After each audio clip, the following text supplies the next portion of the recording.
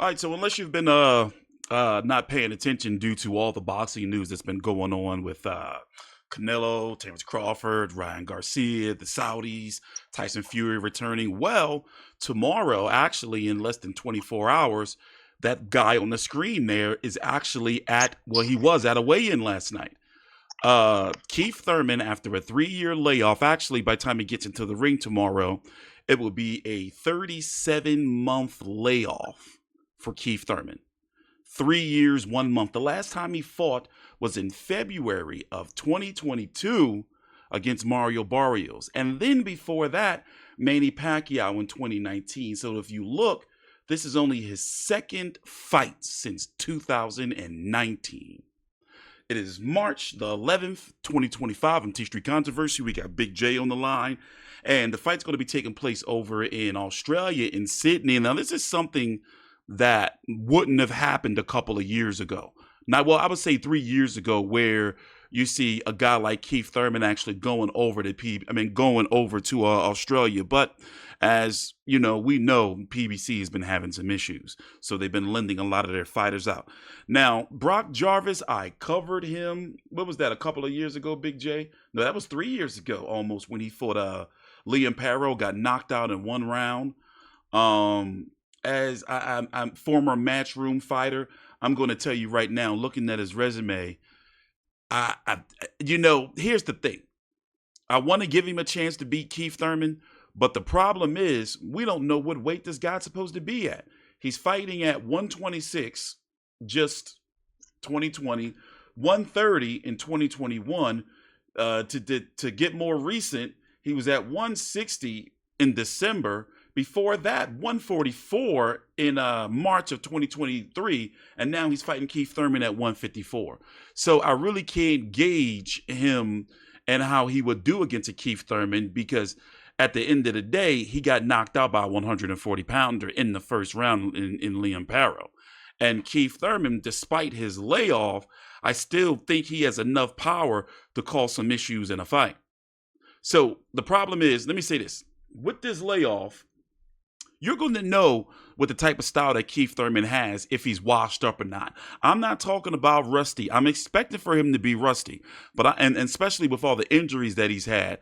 But with the type of style that Keith Thurman has, you're going to know win or loss against Brock Jarvis, if he's cooked or not. Now, of course, Keith Thurman should not be losing to the caliber of a guy like Brock Jarvis, especially since Keith Thurman, despite his injuries, he hasn't really taken any beatings in the ring, despite losing to Manny Pacquiao.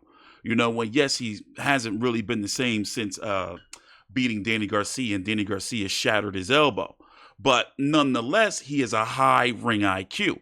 Now, his legs, looks like he's still motivated from looking at the weigh-in and the press conference, and I'm going to go ahead and say he's been selling the fight. Do you agree with that, Big J?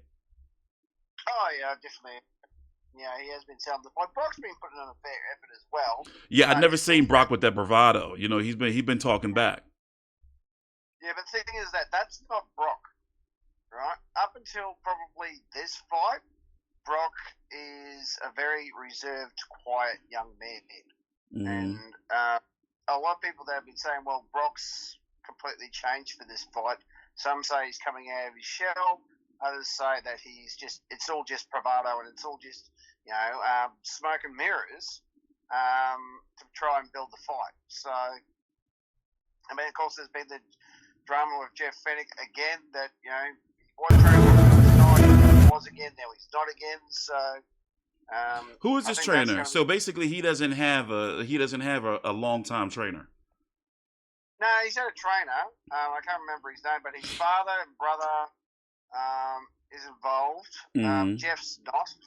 I think Jeff has been pushed to the side because Jeff didn't want Brock taking this fight, and I don't blame Jeff for that, because if Brock loses, what's No Limit going to do with him? Because I've always said, I think that No Limit is just using him as cannon fodder to get the Tsyzu Keith Thurman fight. That's what No Limit wants. And I'm guessing we So, can pretty much guarantee that's going to happen next if Thurman and Zoo win. Zoo, by the way, is going to be fighting Joey Spencer next month on April the 6th.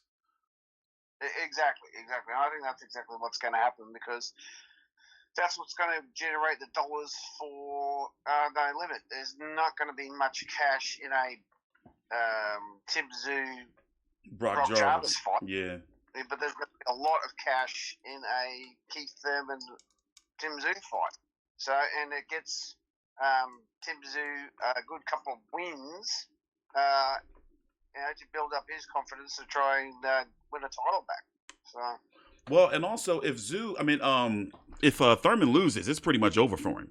I mean, I'm not gonna say I Exactly. think it's over for him at this level.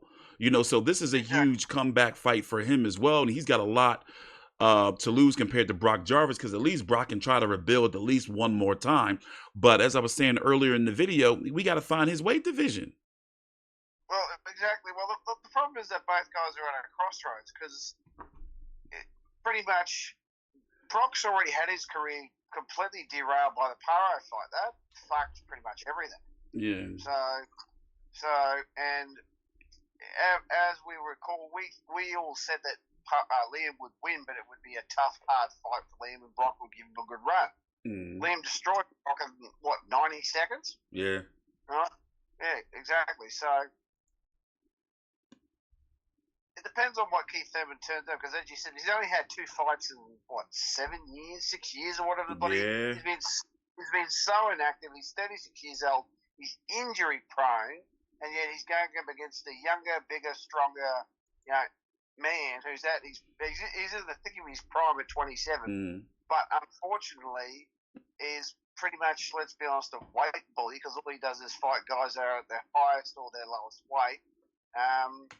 Not a very good ring IQ, and basically a very, very basic fighter.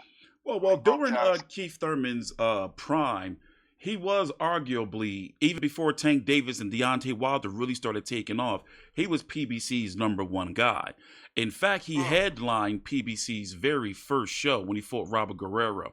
Keith Thurman was a big deal. It was just that injuries, and also, as you can see, he can talk on the microphone. He can bring, he can sell a fight and actually bring out the best in an opponent when it comes to trash talk. Yeah. I mean, his promo skills are extremely good.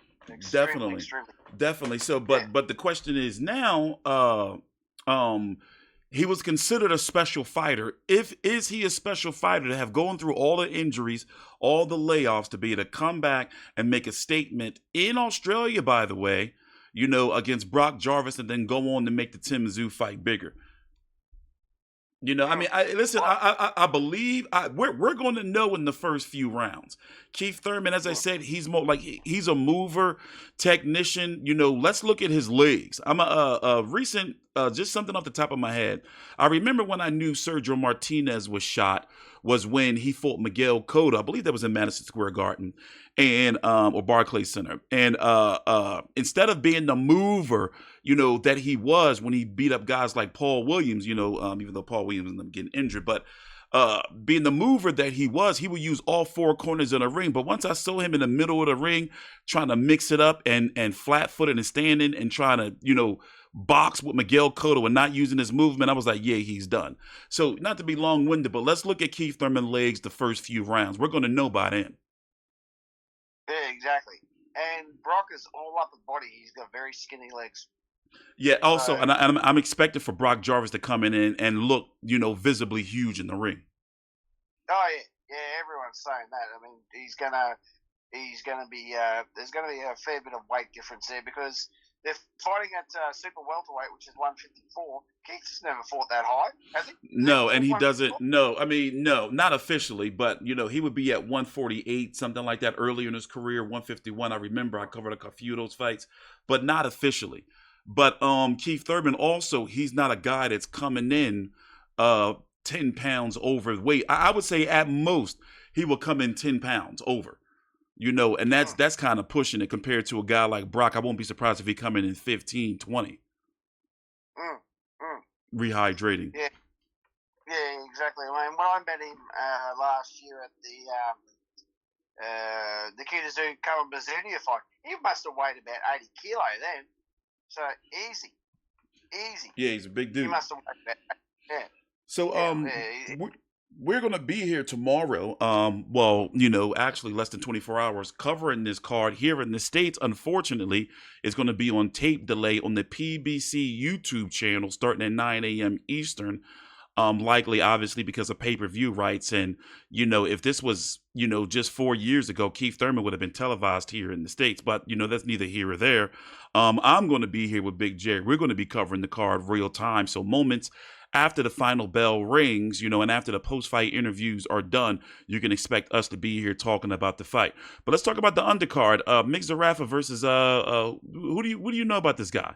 Basir Ave, or what is this supposed to be? This is just a domestic level fighter from Germany that Mick, to get a half decent win, because Mick hasn't had a decent win in a very long time. Yeah. So also, it looks like it's to get ranked by the WBO in the top 15. It has one of them underling belts on the line. Yeah, that's the idea. So it's so that they could build up. If Mick wins, they could build up the Nikita fight, or maybe a Colin Bazzuti or something like that. Because as we know, Mick has signed a 2-year deal with No Limit. Mm-hmm. So as long as he keeps winning, they'll keep. And as it stands right now, Mick is currently not ranked by the by no sanctioned bodies, from what I can see. Nikita's ranked number 10 by the WBO and number 15 by the IBF. Tim, ironically, is not ranked anywhere by the WBO as it stands now, but he is ranked by the IBF. That's interesting. But I'm expecting for him, he should be popping up in the rankings sometime soon, definitely before April. So do you think that the Nikita Zarafa fight would happen? I'm guessing you think they would put that on the July 6th undercard of if Thurman and Tszyu fight? Possibly. It depends on how Nikita is going, because he has. Or you think they would make that his own pay-per-view to try to milk it? Oh, yeah, definitely. They'll make it its own pay-per-view. So I don't think they would do that, because there's more money in separate too. So yeah, getting spoiled by the Saudis. Maybe they have a different plan, because there hasn't been much talk about Mick fighting one of the Tszyu boys or someone else. They're just talking about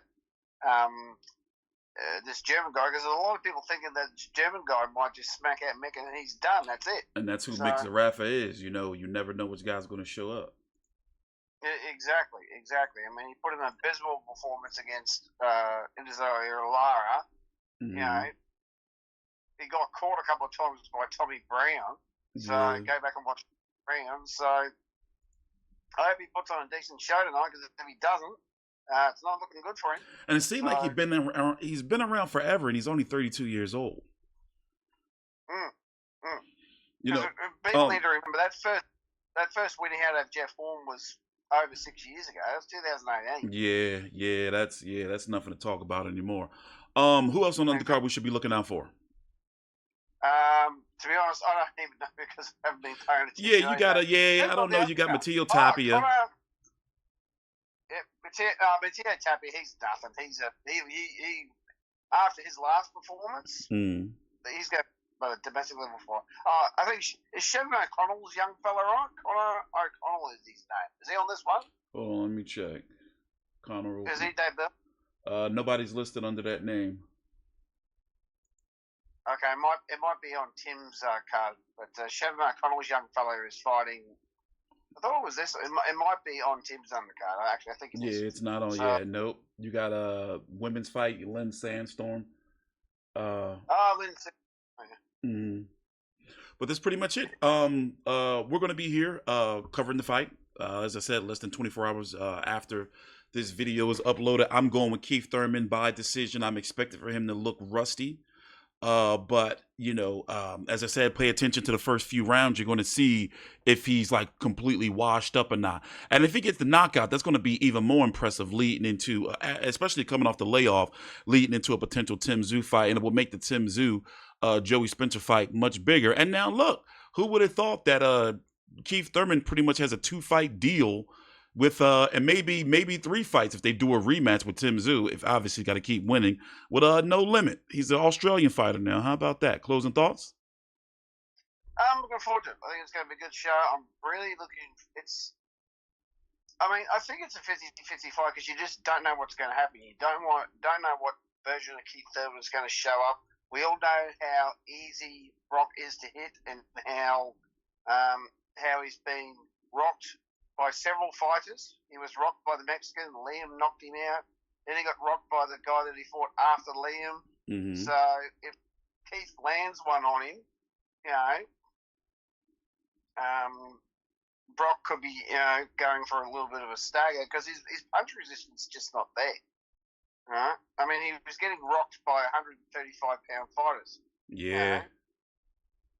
Yeah, he's got to figure out. Yeah, he's got to figure out what way. I still think he's going to have a chance, even if he loses, to try to do some rebuilding. But he's got to determine what weight class is going to be at because that can't be healthy. And also, how does he gauge his power? Like who he can knock out, who he can take punches from.